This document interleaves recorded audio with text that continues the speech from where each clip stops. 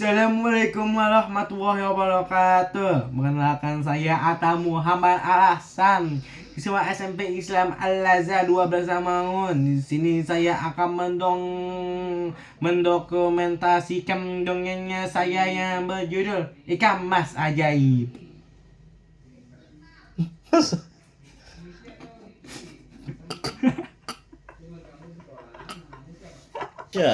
Pada zaman dahulu kala, di sebuah pulau bernama Buyan, tinggallah sepasang kakek dan nenek yang sangat miskin. Pekerjaan si kakek adalah mencari ikan di laut. Meski hampir setiap hari kakek pergi menjalan ikan, namun hasil yang didapat hanya cukup untuk makan sehari-hari saja. Action. Satu hari ketiga si kakek sedang menjalar ikan. Tiba-tiba jalannya terasa sangat berat. Seperti ada ikan lasa yang terperangkap di dalamnya. Pasti ikan yang sangat besar, pikir si kakek. Dengan sekuat tenaga si kakek menarik jalannya. Namun ternyata tidak ada apapun kecuali seekor ikan kecil yang tersangkut di jalannya. "Kakek, tolong lepaskanku. Aku akan mengabulkan semua permintaanmu," kata si ikan emas. Si kakek berpikir sejenak, lalu katanya, "Aku tidak memerlukan apapun darimu, tapi aku akan melepaskanmu. Pergilah." Kakek melepaskan ikan emas itu. Kakek melepaskan ikan emas itu kembali ke laut. Lalu dia pun kembali pulang. Sesampainya di rumah, nenek menanyakan hasil tangkapan kakek. "Hari ini aku hanya mendapatkan 1 ekor ikan emas, dan itu pun sudah aku lepas kembali," kata kakek. "Aku yakin kalau itu adalah ikan ajaib karena dia bisa berbicara. Katanya dia akan memberiku imbalan jika aku mau melepaskannya." "Lalu apa yang kamu minta?" tanya nenek. "Tidak ada," kata kakek. "Oh, alangkah bodohnya," seluruh nenek. Sedikitnya kau bisa meminta roti untuk kita makan. Pergilah dan minta padanya." Dengan segan kakek kembali ke tepi pantai dan berseru, "Wahai ikan emas ajaib, datanglah kemari, kabulkan keinginan kami." Tiba-tiba si ikan emas muncul di permukaan laut. "Apa yang kau inginkan, kek?" katanya. "Isiku malah padaku, berikan aku roti untuk makan malam, maka dia akan memaafkanku," pinta si kakek. "Pulanglah, aku telah mengirimkan roti nyemanya ke rumahmu," kata si ikan. Maka pulanglah si kakek.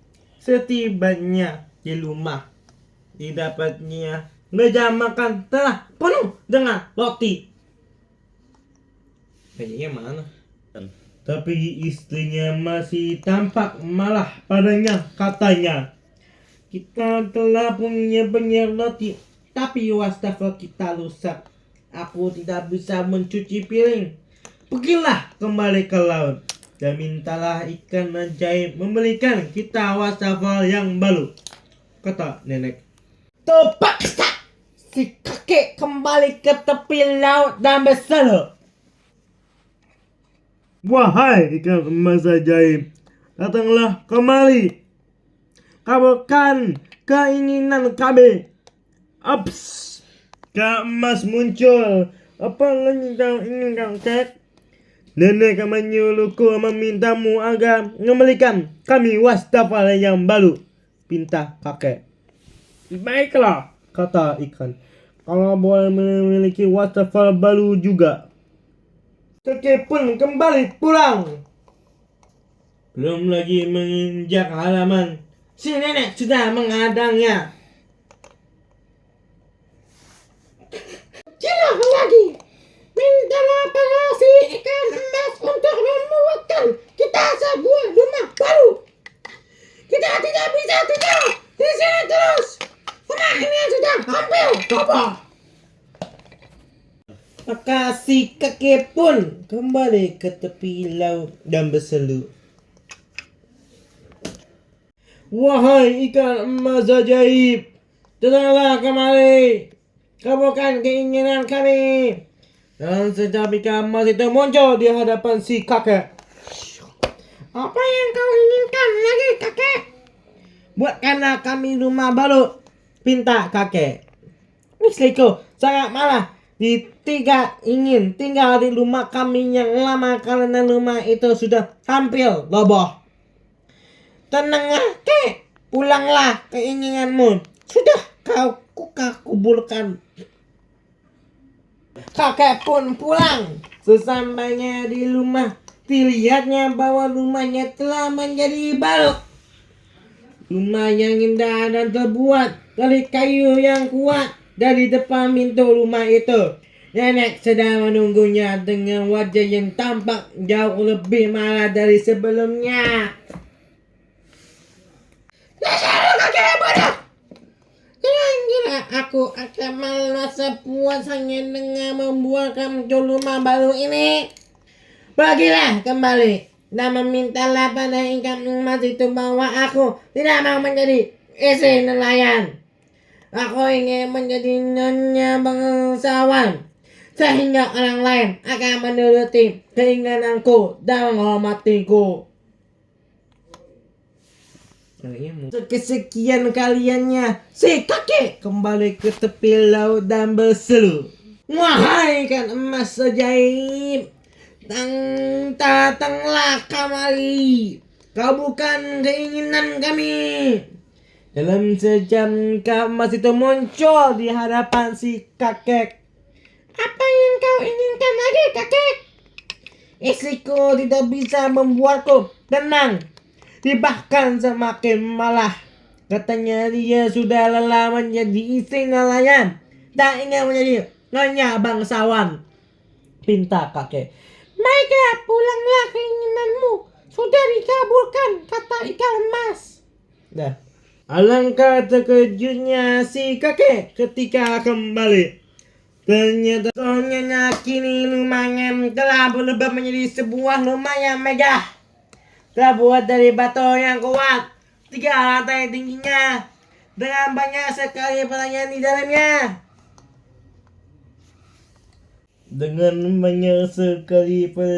di dalamnya. Si kakek melihat istrinya sedang duduk di sebuah kursi tinggi sibuk memberi perintah kepada para pelayan. Halo istriku, sapa si kakek. Betapa dilaksanan, kata si nenek. Melani sekali kau mengaku sebagai suamiku. Pelayan, bawa dia ke gudang dan beli dia 40 cambukan. Oh hilang sampai. Nggak apa-apa, lanjut. Hilang. Ayo tunggu. Ayo.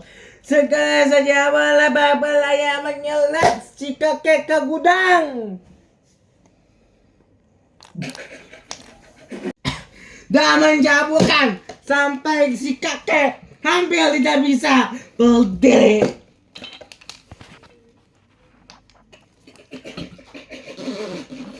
Berikutnya istrinya memerintahkan kakek untuk bekerja sebagai tukang kebun. Tugasnya adalah menyapu halaman dan merawat kebun.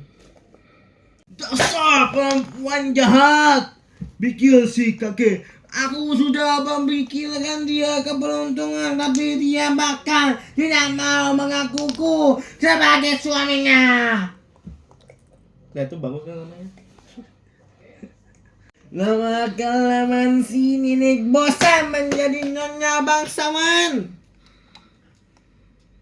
Maka dia kembali memanggil si kakek. Hai, kakek tua, pergilah kembali kepada ikan emasmu. Maka katakan ini padanya. Aku tidak mau lagi menjadi nyonya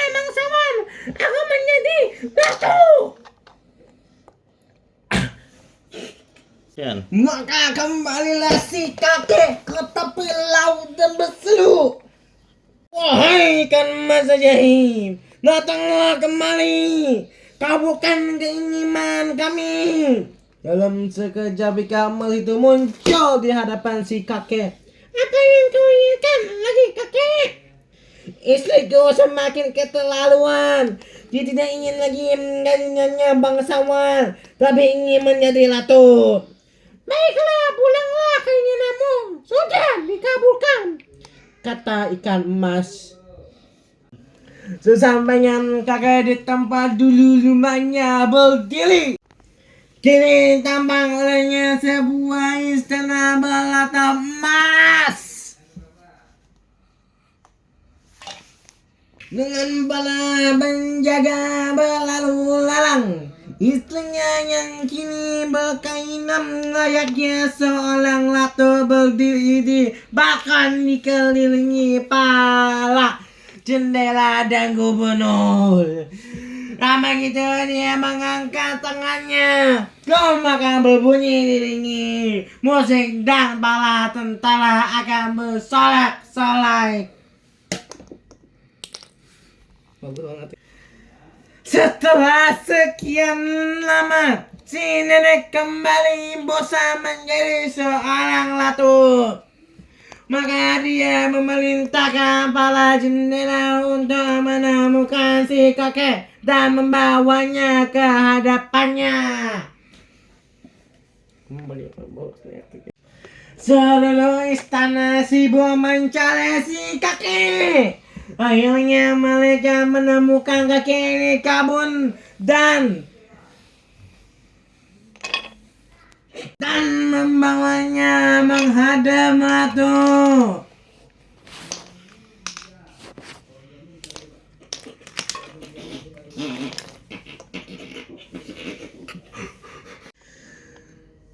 "Dengar, laki tua, kau harus pergi menemui ikan emasmu.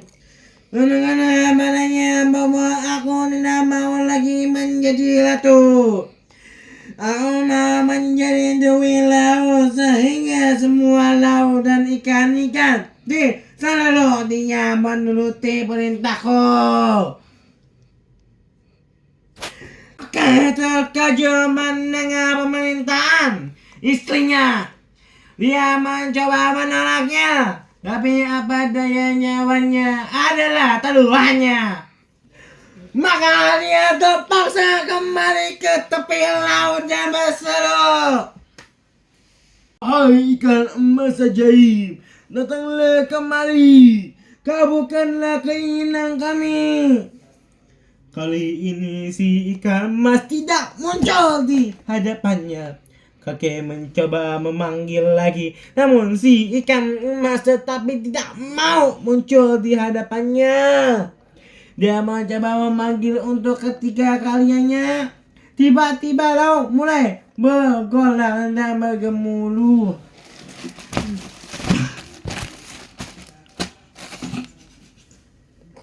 Dan ketika mulai reda munculnya si ikan emas.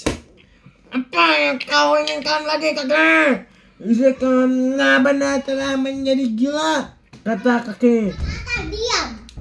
Aku benar-benar telah menjadi gila," kata kakek. Dia tidak mau lagi menjadi ratu, tapi ingin menjadi dewa laut yang bisa mengatur lautan dan memerintah semua ikan.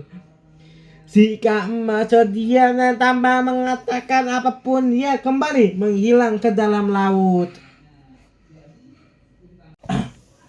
Pelan-pelan aja suaranya. Si kakek pun terpaksa kembali pulang. Dia hampir tidak percaya pada penglihatannya ketika menyadari bahwa istana yang megah dan sesuai isinya telah hilang. Kini di tempat itu berdiri sebuah kubur lewat yang dulu tinggalinya. Dan di dalamnya duduklah si nenek dengan pakaiannya yang